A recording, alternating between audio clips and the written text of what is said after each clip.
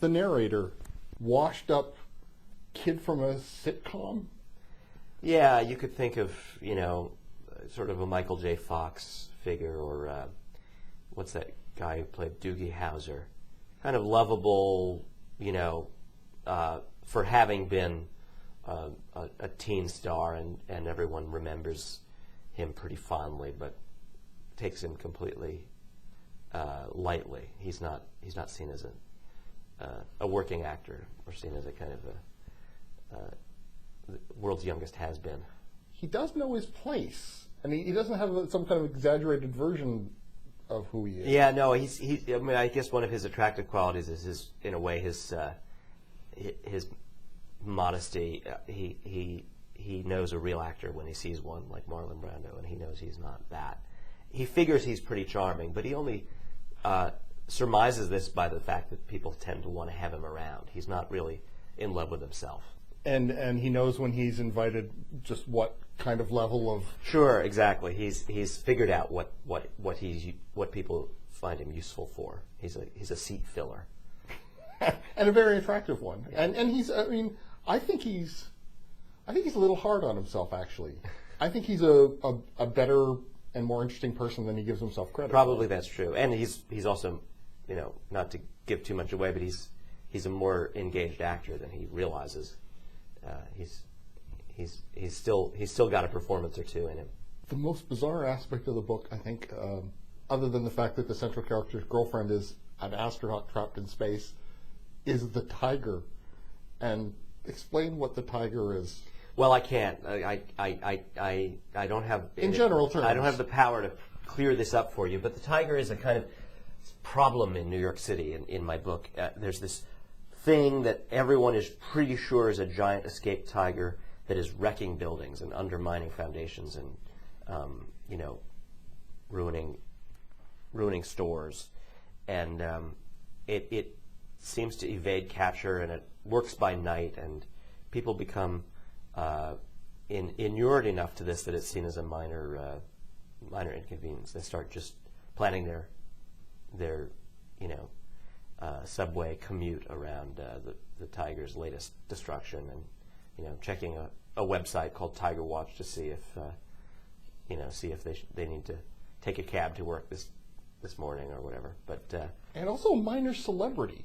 Yeah, people are kind of infatuated with the tiger too. Absolutely. Well, this is a city of celebrities, of real and unreal celebrities. So the tiger does become one. That issue of celebrity and who is somebody and what something is goes virtual too, because there's a virtual sort of a Second Life-ish kind of world. Yeah, this is definitely a book about the way virtuality has become interpenetrated into daily life. Most simply, forget Second Life, which is relatively esoteric. A lot of these characters end up on eBay in the book, and there it is. It's something we take for granted now, but it's a virtual store. It's this imaginary place that everyone goes and buys things in, and so I wanted to try to do something with that, and by exaggerating it or making it a little bit ludicrous, point a big finger at the fact that without really anyone completely fathoming what it means or what the implications are, we are living with 1 foot in a virtual space now. How do you explain the plot of the book? Because I kind of got to the end and went, I had a lot of fun, but I damned if I can actually tell someone what it was about. That's or is good. It... I like that. It should be impossible to paraphrase, and I found it so myself. I wanted to capture the texture of, as crazy as the book is and full of imaginary stuff, I also really wanted it to take the rhythm of a bunch of friends hanging out and be a representation of what it's like to have a circle of eccentric friends and spend time in their company and have new obsessions come up each time you see them. And so, in some ways I compare the plot of the book to a season of a situation comedy. It's kind of the same every time these guys get together, but somehow different too. It's like watching Seinfeld. So I was trying to add up and trying to figure out what is Jonathan trying to say?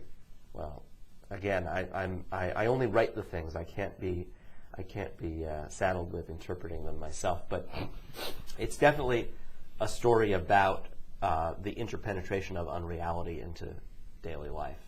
And I'm a believer that that's the case. I don't think that I'm writing about. I don't think I'm addressing a problem, or let alone answering it. I'm just trying to frame a description of what I think, late capitalism, as they call it, and the virtual life and the density of our great cities and all sorts of other things have done, the contemporary media reality have done to consciousness itself, to what it's like to walk around this planet. And why chronic? Yeah, chronic, it names the condition of something that's, ailing, needs diagnosis, but it also, whatever's wrong isn't going to go away any too quickly. And it also describes, it has the word chronos in it. It suggests the idea of something stuck in time, repeating. The book is Chronic City. I've been speaking with the author, Jonathan Lethem, and Chronic City is published by Doubleday.